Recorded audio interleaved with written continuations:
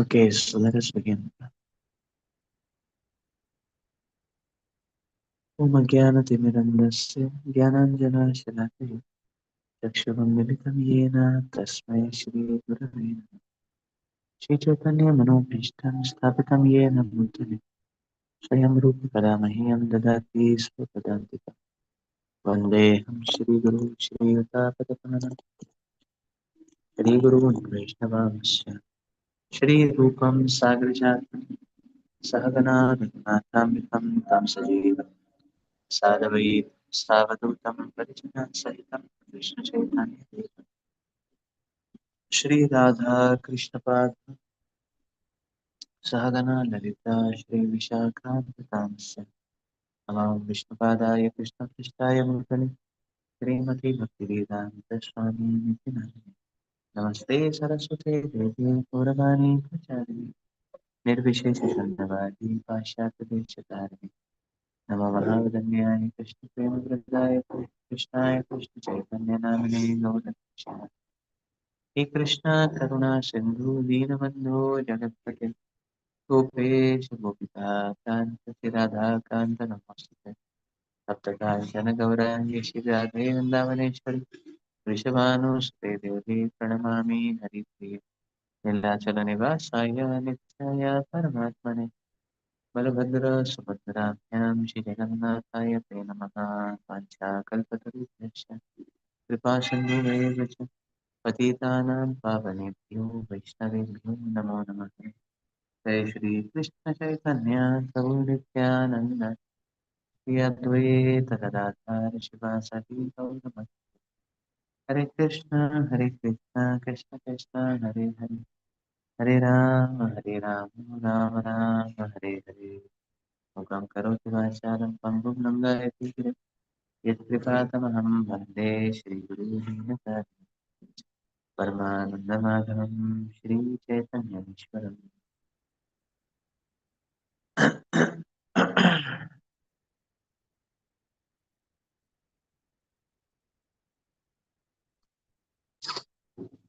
We were discussing Shri Isopanishad, and the past some weeks we had a break, and then we are resuming now. We had discussed, I believe, the text 4 in Isopanishad. Today we will take up Isopanishad 5. Let us begin.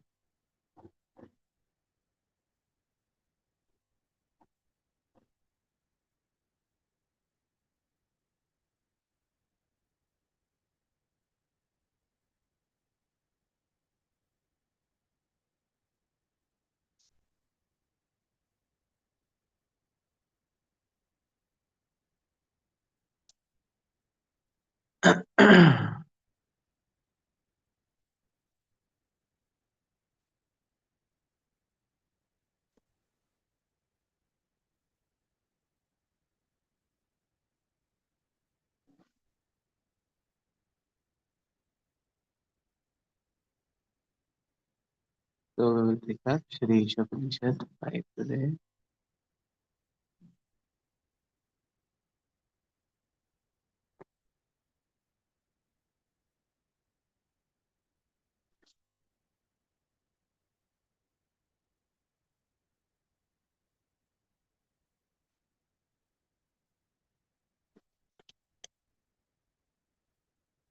तन्ते जति तन्ने जति तद्दूरे तद्व अन्तिके तदन्तरस्य सर्वस्य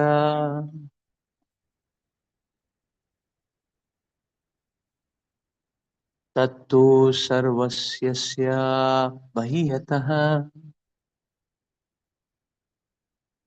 The Supreme Lord walks and does not walk. He is far away, but he is very near as well. He is within everything, and yet he is outside of everything. Here is a description of some of the Lord's transcendental activities executed by his inconceivable potencies. The contradictions given here prove the inconceivable potencies of the Lord. He walks and he does not walk. Ordinarily, if someone can walk, it is illogical to say that he cannot walk, but in reference to God, such a contradiction simply serves to indicate his inconceivable power. Within our limited fund of knowledge, we cannot accommodate such contradictions, and therefore we conceive of the Lord in terms of our limited powers of understanding. For example, the impersonalist philosophers of the Mayavad school accept only the Lord's impersonal activities and reject his personal features.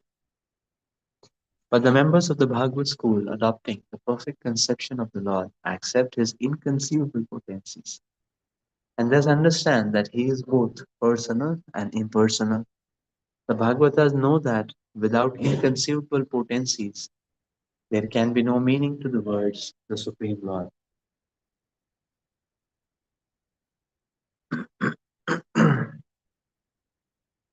We should not take it for granted that because we can see God with our eyes, the Lord has no personal existence. The Isopanishad refutes this argument by declaring that the Lord is far away, but very near also. The abode of the Lord is beyond the material sky, and we have no means to measure even this material sky. If the material sky extends so far, then what to speak of the spiritual sky, which is altogether beyond it? That the spiritual sky is situated far, far away from the material universe is confirmed in Bhagavad Gita 15.6. But despite the Lord's being so far away, he can at once, with less than a second, within less than a second, descend before us with a speed swifter than that of the mind or the wind. He can also run so swiftly that no one can surpass him. This has already been described in the previous verse. Yet, when the personality of Godhead comes before us, we neglect him. Such foolish negligence is condemned by the Lord in Bhagavad Gita in 9:11, where he says that fools deride him, considering him a mortal being.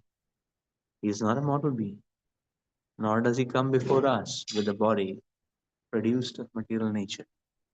There are many so called scholars who contend that the Lord descends in a body made of matter, just like an ordinary living being. Not knowing his inconceivable power, such foolish people place the Lord on an equal level with ordinary men, because he is full of inconceivable potencies. God can accept our service in any sort of medium. He can convert his different potencies according to his own will.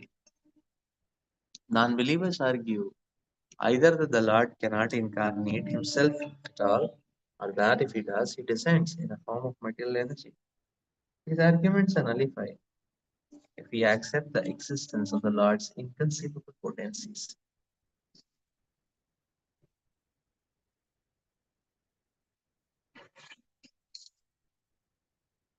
Then we will understand that even if the Lord appears before us in the form of material energy, it is quite possible for him to convert this energy to spiritual energy. Since the source of the energies is one and the same, the energies can be utilized according to the will of the source. For example, the Lord can appear in the form of Archa Vigraha, supposedly made of earth, stone, or wood. Deity forms, although engraved from wood, stone, or other matter, are not idols, as the iconoclasts contend. In our present state of imperfect material existence, we cannot see the Supreme Lord due to imperfect vision.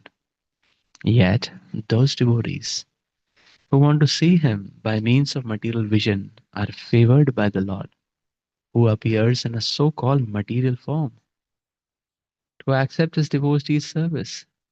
One should not think that such devotees who are in the lowest stage of devotional service are worshipping an idol. They are factually worshipping the Lord who has agreed to appear before them in an approachable way, nor is the archa form fashioned according to the whims of the worshipper. This form is eternally existent with all paraphernalia. This can be actually felt by a sincere devotee, but not by an atheist. In the Bhagavad Gita 4:11, the Lord says that how he treats his devotee depends on the devotee's degree of surrender. The Lord reserves the right not to reveal himself to anyone and everyone, but to show himself only to those souls who surrender unto him.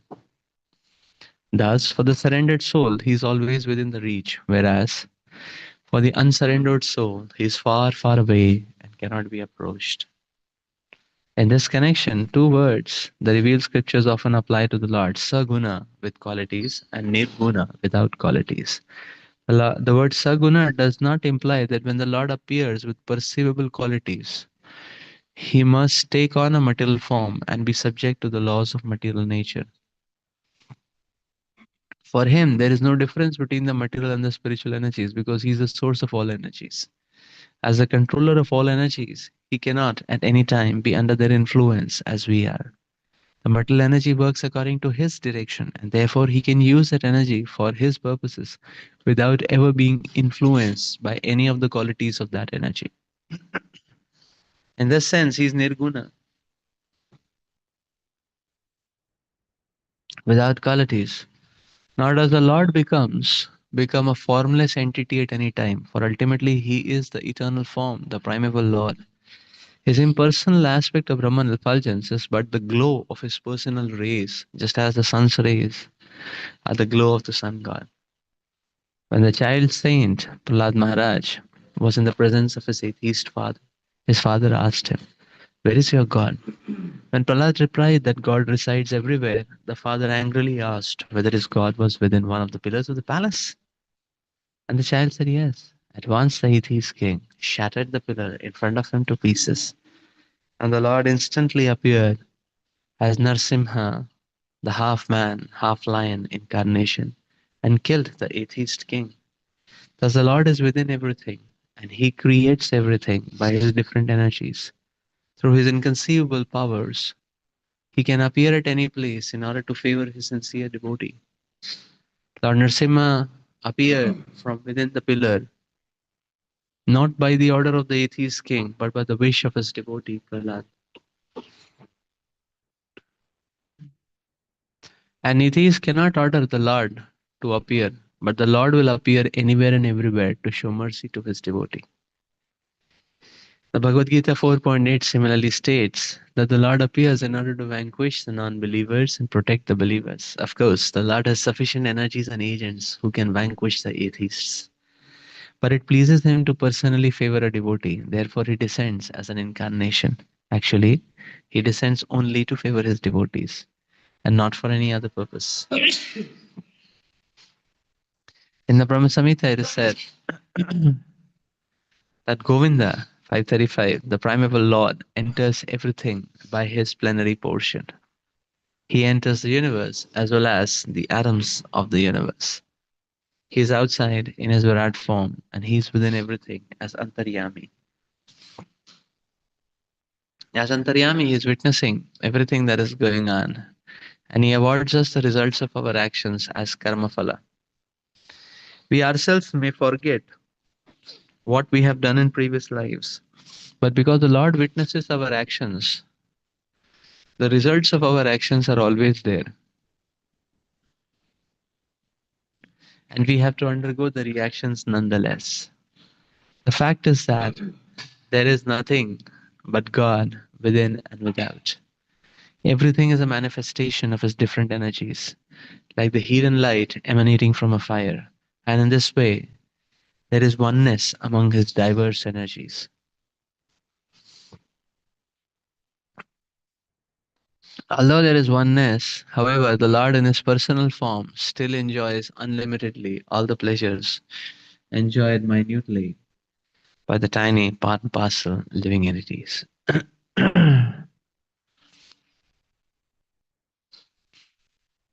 The Supreme Lord walks and does not walk. He's far away, but he's very near as well. He's within everything, yet he is outside of everything.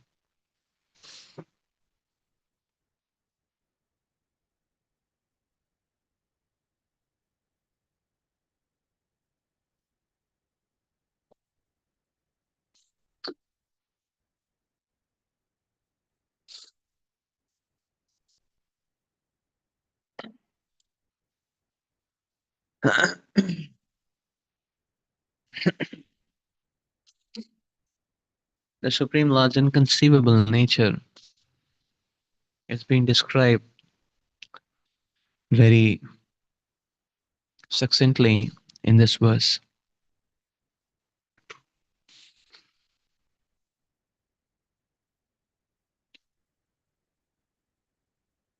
Supreme Personality of Godhead is that very personality or form where all the contradictions get resolved.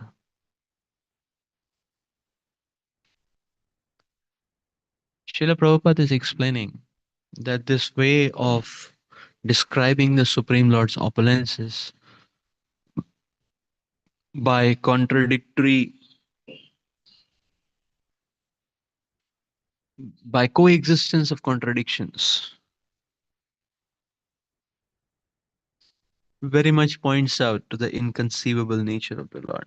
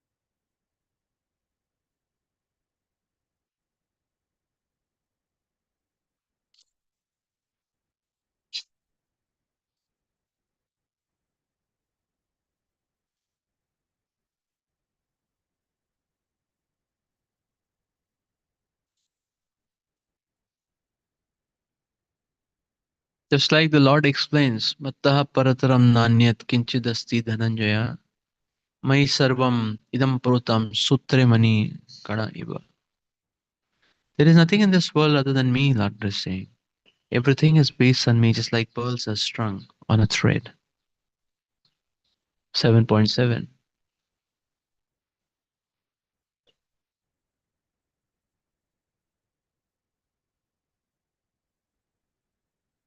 So, in this material world, everything is based on the Supreme Lord.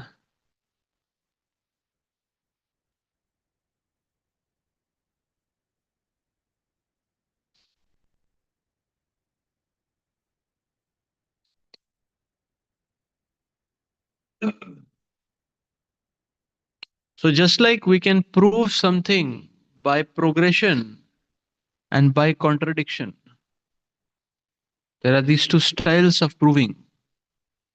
By progression,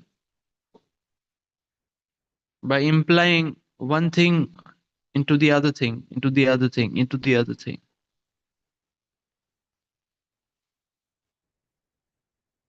And we can prove something by contradiction as well, by negating or casting aside what is not reality. And then finally, one is left with reality.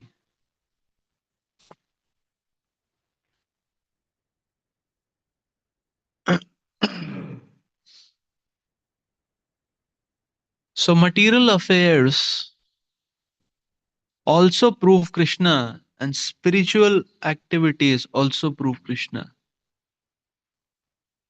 Spiritual activities, devotional service prove Krishna by progression, and material engagements prove Krishna by contradiction.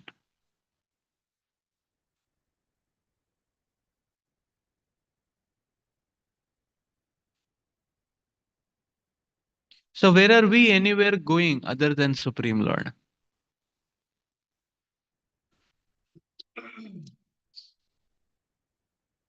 So, therefore, Materialism is utterly materialism is an utter failure because even a fool will find difficulty in negating the presence of the Supreme Lord.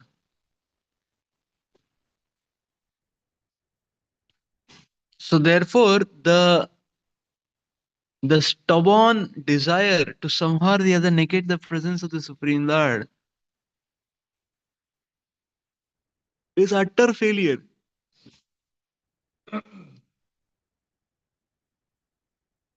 Because how can the Supreme Lord be denied?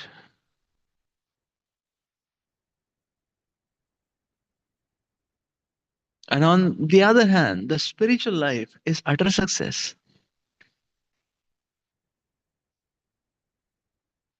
So here it is being explained, Parasa Shaktir Vividhaya Vishruyate Swabhavaki Jnana Balakriya Cha. That the Supreme Lord has these infinite energies, and these energies are orchestrating everything.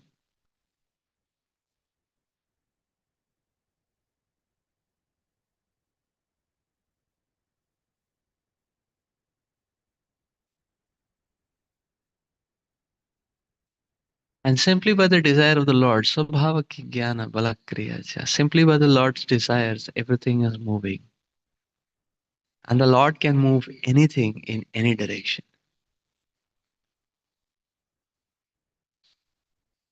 So the Lord can spiritualize matter and the Lord can materialize the spirit. Anything is possible.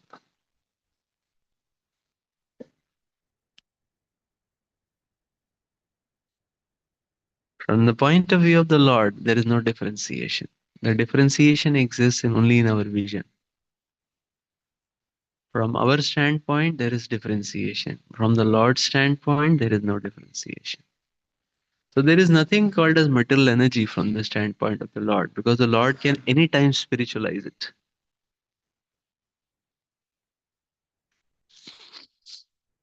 And there is nothing. So this is a very important understanding because the Lord, and as Prabhupada is stressing this point that the Supreme Lord can convert one energy into another. So even if we say material energy, but the Lord can convert material energy into spiritual energy anytime. Rather, the Lord is giving us the facility to convert material energy to spiritual energy. How? By offering that material energy to Krishna. The Lord is saying anything that comes in touch with me, Krishna Chintamani, he can convert, spiritualize anything.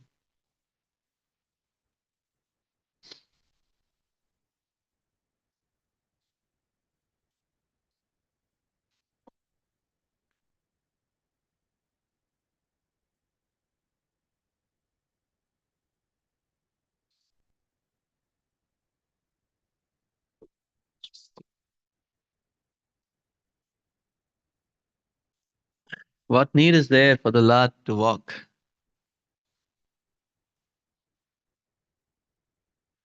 We see in Rajalila, and Lord Krishna was not required to walk because the Brajabhumi only expands and contracts. The Brajabhumi is like a lotus, and the Govardhan is one petal of it. And the Ramaneti is the inner corolla of it. So when the Lord has to go to Govardhan, the Govardhan petal will come near. So Krishna will reach Govardhan in 5 minutes. We have to drive 1 hour to reach. Krishna will reach in 5 minutes walk. He just goes off the Nanda Bhavan and he reaches Govardhan. For us, it's 1 hour. And Krishna has to return. The same thing happens. And at other times, it expands, so it's far off.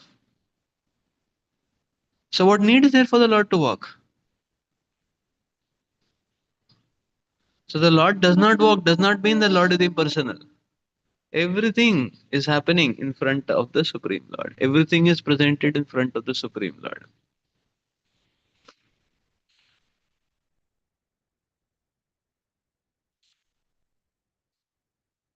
Just like the owner of a building may not have to Go on every floor and every room of the building to be able to see what's happening. He has cameras everywhere.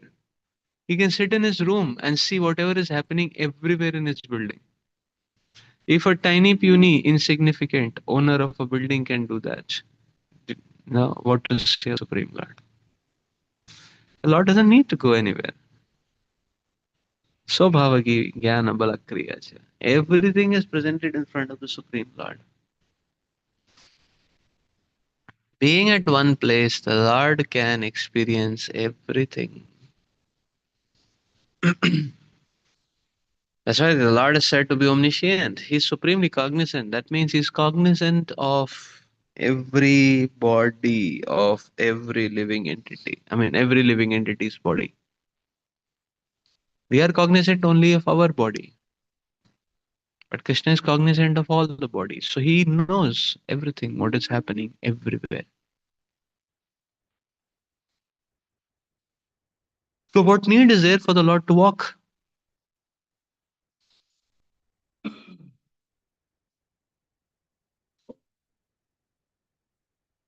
When by his desire, hundreds and thousands of Brahmas can appear in front of him to give reports and bow down. What need is there for the Lord to walk? But still he walks for the sake of exchanging loving reciprocation with his devotees. That is why Prabhupada is quoting 4.9 Pritranaya sadhunam vinashaya cha dushkritam dharma sansthapanattai sambhavami yuge yuge. The Lord does not need to personally come to kill the atheists. His agents are enough. Srila Prabhupada is explaining. But the Lord comes to personally favor his devotees out of love. So that means the Lord only moves with love. Fools cannot move the Lord. Avajananti mam muda manushim tanumashrita. Krishna reserves the right not to be revealed to fools and rascals, and therefore fools and rascals cannot move the Supreme Lord.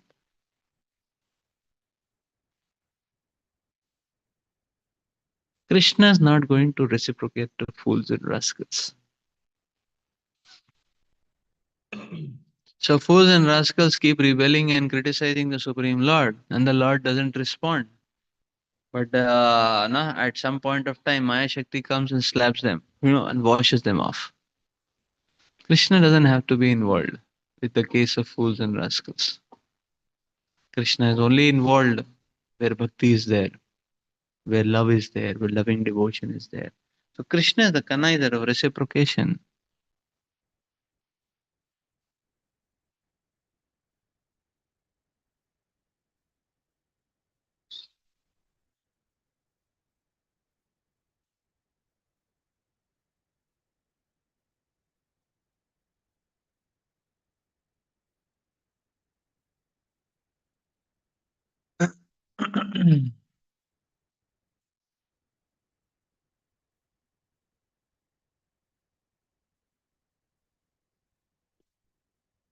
So we can never reach the Supreme Lord. It is being explained. He is very near, he is very far. So we can never reach the Supreme Lord. But Krishna is telling, I can be obtained very easily. Why? How? When a person sincerely calls out for the Lord comes and reveals. So how far he is? He's only far, a loving call. But if you say, no, no, no, no, I will, by my powers, I will reach Krishna. Impossible. Impossible.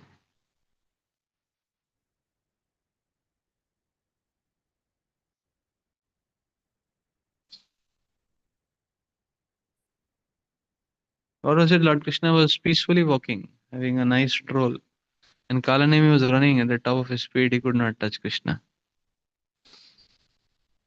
Krishna can only be approached with love. Where there is love, he is sitting next to us. Where there is no love, he is infinitely far from us. So he is simultaneously near and far. It's only one call far off. But if there's no loving call, then lifetimes after lifetimes we can try. We will not be able to reach him. So therefore, so some people take lifetimes after lifetimes to make a loving call to Krishna. That's what Lord Krishna is saying. Bahunam janmanam ante jnanavan mam prapadyate. Prapadyate means what? They take shelter of me, means they're calling me earnestly and sincerely. It takes lifetimes for them to make a call. That is something which can be achieved in 5 minutes.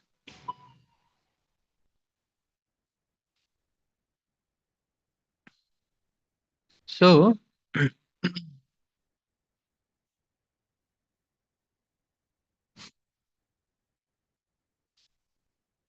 Krishna is far and near.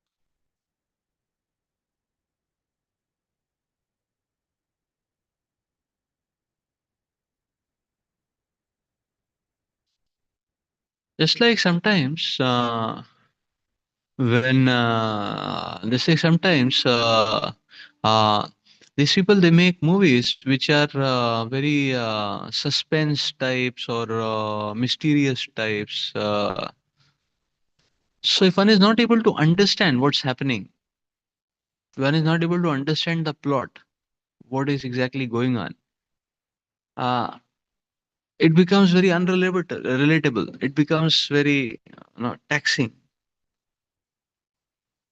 But if one is able to get a hold or get a catch of the plot,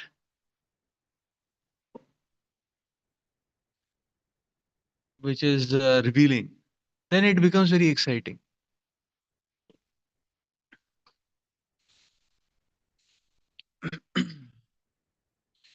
In the same way, this material world is unrelatable and completely crushing when one doesn't understand Krishna Tattva.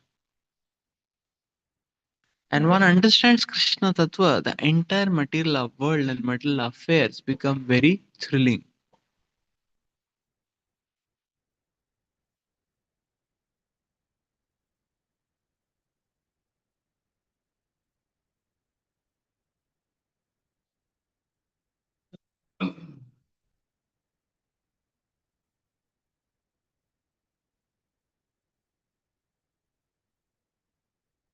That is why the Krishna Tattva has to be understood.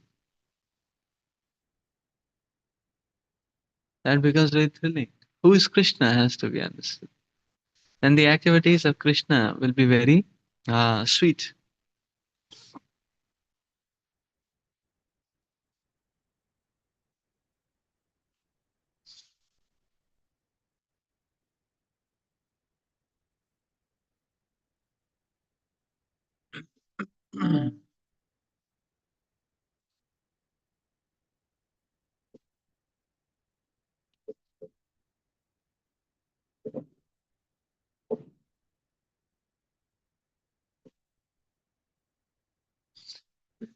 So one has to understand Krishna Tattva.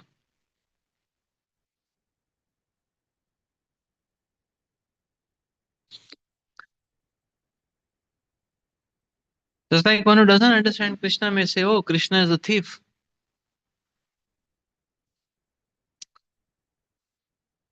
But the Brajavasis who understand who is Krishna, they are dying and waiting for Krishna to come and perform the thievery.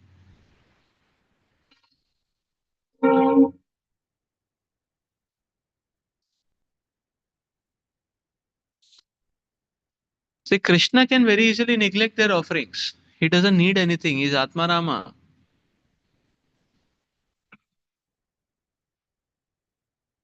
He doesn't need anything. But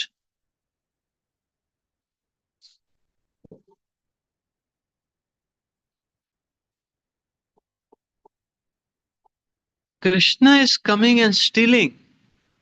Means he's giving so much value to the offerings of the Vraja gopis, elderly gopis here. Their offerings, what they're making with love, crying out for Krishna to come and take it. Krishna is giving so much value to those offerings that the Lord is thinking. See, the Lord could have directly gone and asked also, hey, you made butter, give me. They could have given him like that, or they could have asked some price for it. That okay, you want it? This is the price for it. But because they have offered, made that offering with love, Krishna who doesn't need anything is considering that okay, they have made some offering with love, so it is invaluable. So there is no price which I can go and offer. So I cannot go directly, and therefore he goes and steals it. So Krishna stealing the Brajagopis' offerings is basically Krishna's valuation of their offerings as invaluable.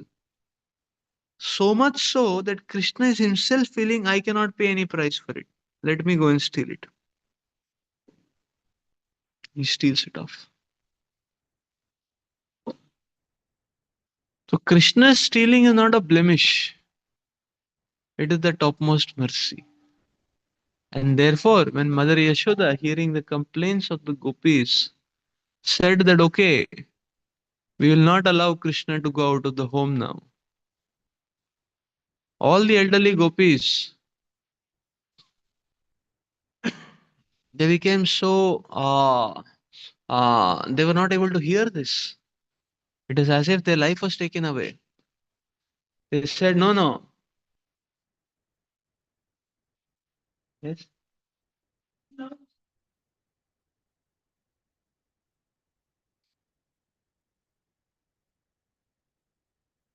So it is as if their life were taken away, and therefore the Brajagopis, they were requesting Mother Yashoda, no, no, don't bind him. Allow him to go around freely. We are hankering, we are waiting for the moment he'll come and steal our butter. That is the reason we are making butter.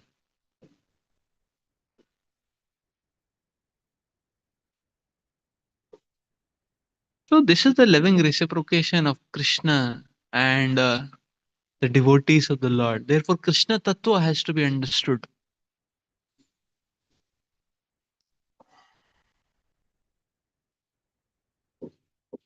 And that is why Krishna is within everything and Krishna is without everything.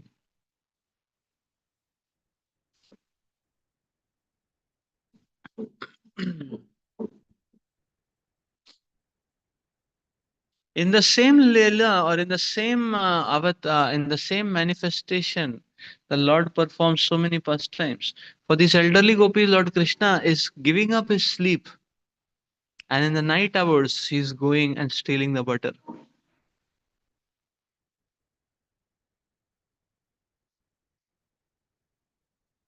He's giving so much valuation.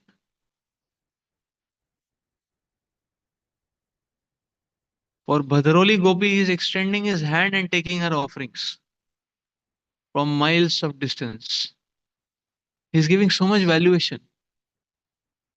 That you cannot come to me, I'll come to you.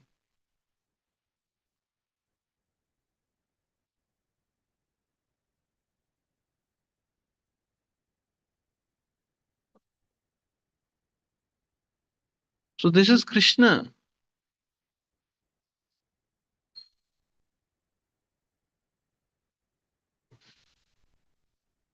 When standing at one place, Krishna can drink the entire forest fire. Sitting or standing in Nandabhavan, can Krishna not drink the butter of all the gopis everywhere? Simply by his sucking in? He doesn't have to go physically. He- Because for forest fire, the Lord never went at every tree and put water here and there and everywhere and all that, and that is how Krishna was just standing. He just told the Gopas that you will create a mess if you spread this news. You better all of you close your eyes. And so they did. And Krishna just scooped in all the fire everywhere. He just drank it. Can he not drink all the better with that same power? He can. So why does he go? Why does he go physically, running, sacrificing his sleep at the risk of being punished, chastised, reprimanded, taking all that anxiety? He is without everything, and he is within everything also. So Krishna goes personally when there is love to just reciprocate.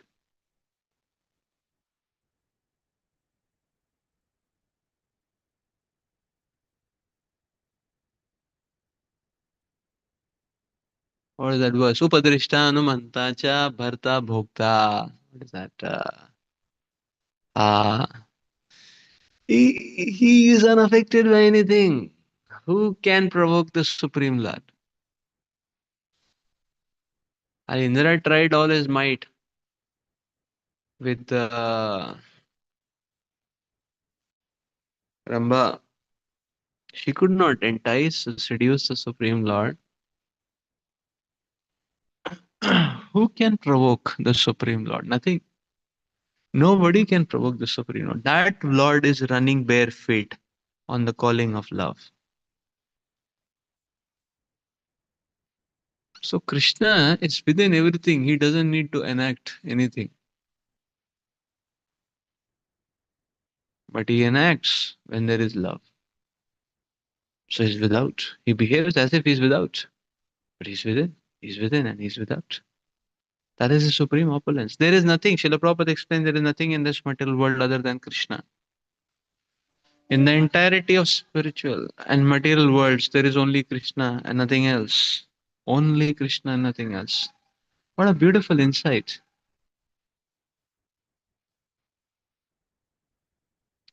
Because see, in everything, Krishna matta sarvam pravartate.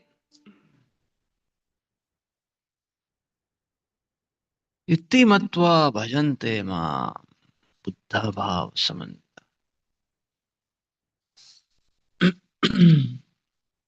There is nothing in this world other than Krishna. So, whatever appears attractive in this world is simply a glimpse of Krishna. But that glimpse is so transient and so flickering that it just doesn't give us the experience and the satisfaction of the connection to Krishna. That connection is so short, so flickering that it just invokes our hankering and that's it. And one is saying, hey, what was that? That was something wonderful, but why did I not get it? I wanted more. What to do? And this is the state of affairs of everybody in this material world. People are hankering to get it, and they get that material achievement, and they say, hey, what was it? I got it, but where it is now? I'm not feeling that satisfaction now. Yesterday I was feeling, today I'm not feeling. Maybe I need the next thing. Maybe I need the next material thing and the next material thing. What the living entity is actually hankering for is Krishna's connection to Krishna. Material energy offers that, but very transient for femtoseconds, flickering. And that's why that accounts for the flickering happiness of this material world. Everything is just a reflection of Krishna. So everyone is looking for Krishna, everyone is hankering for Krishna. When one doesn't know that, then one is running behind all these material flavors and simply making his life more and more miserable. But when one knows Krishna, one can directly go to Krishna. And when one directly goes to Krishna, then one can achieve that satisfaction of the heart.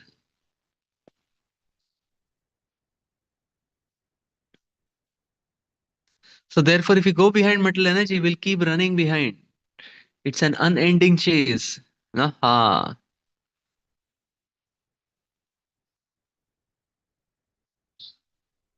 We keep running to get something, and then something else, and then something else, and then something else, and it never ends. Running, running, running, running, running, running, running, running. But when one gets Krishna,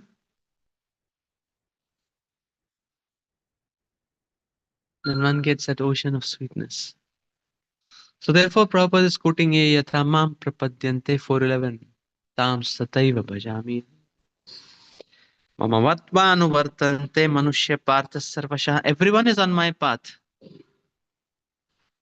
directly or indirectly. But the principle is the more indirectly one is connected to Krishna, the more there is hankering and suffering.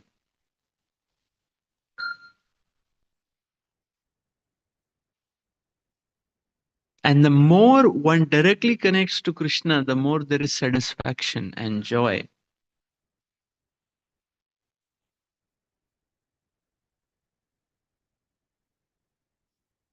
We feel nice when we drink water. That's why Krishna is saying, yes, why we feel nice? Because he is the taste of water. Srila Prabhupada takes it further. People feel nice when they drink alcohol. Although alcohol is poison. But the taste of the alcohol is also Krishna. So therefore people are feeling very nice. And I like that. So it is also reflecting the vibhuti of the Supreme Lord, but the reflection is very minute, and therefore it is poisonous.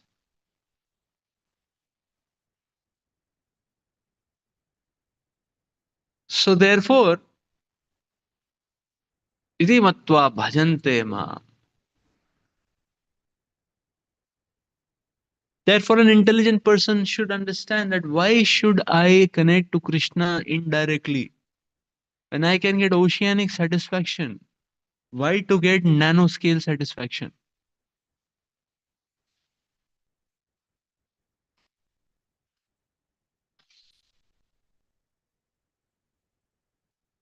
This is the point. The living entity is entitled to get oceanic satisfaction. Why to just recluse, or why to just uh, reconciliate with a nanoscale satisfaction?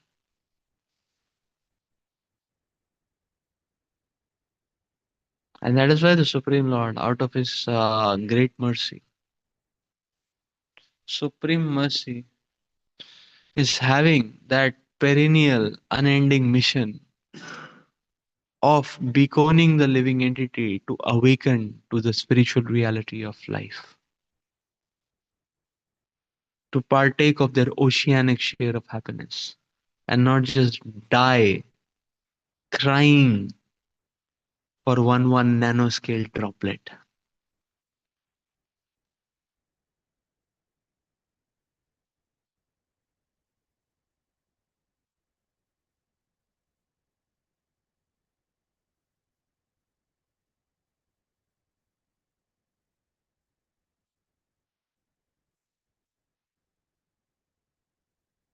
And Krishna is available for us because by His inconceivable.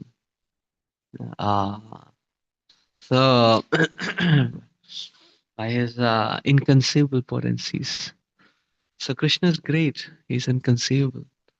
But Krishna's sweetness far exceeds His greatness.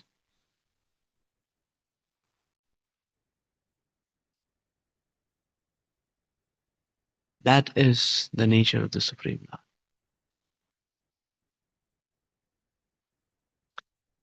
So, let us stop here for today.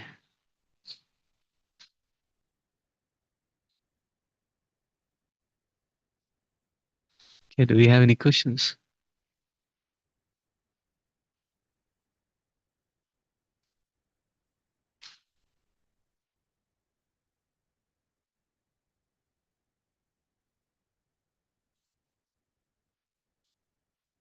Okay, so we thank all the devotees for coming, and we try to be regular now weekly with our Isopanishad, and then after that we will cover Nectar of Devotion.